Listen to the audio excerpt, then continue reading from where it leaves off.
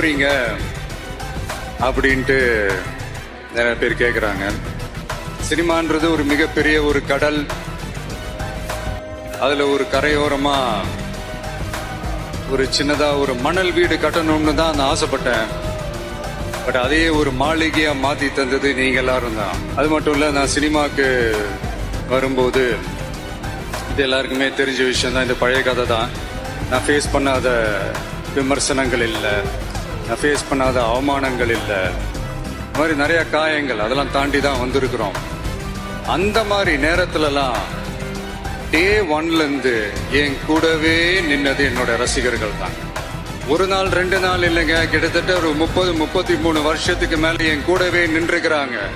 அதனாலதான் நான் என்ன டிசைட் பண்ணேன்னா, அடுத்த 30-33 வருஷத்துக்கு அவங்களோட நான் நிக்கிறோம்னு முடிவு பண்ணிட்டேன். எனக்குன்னு ஒண்ணுனா வந்து தியேட்டர்ல நிக்கிறாங்க, நாளைக்கு அவங்களுக்குன்னு ஒண்ணுனா அவங்க வீட்டுல போய் நிக்கணும்னு நான் முடிவு பண்ணிட்டேன். எனக்காக எல்லாத்தையும் விட்டு கொடுத்த என்னுடைய ரசிகர்களுக்காக நான் சினிமாவையே விட்டு கொடுக்கிறேன். இந்த விஜய் சும்மா நன்றின்னு சொல்லிட்டு போறவன் கிடையாது. நன்றி. பொன் பொருளை கண்டவுடன் வந்த வழி மறந்துவிட்டு கண்மூடி போகிறவர் போகட்டுமே. என் மனதை நான் அறிவேன், என் உறவை நான் மறவேன், எதுவான போதிலும் ஆகட்டுமே.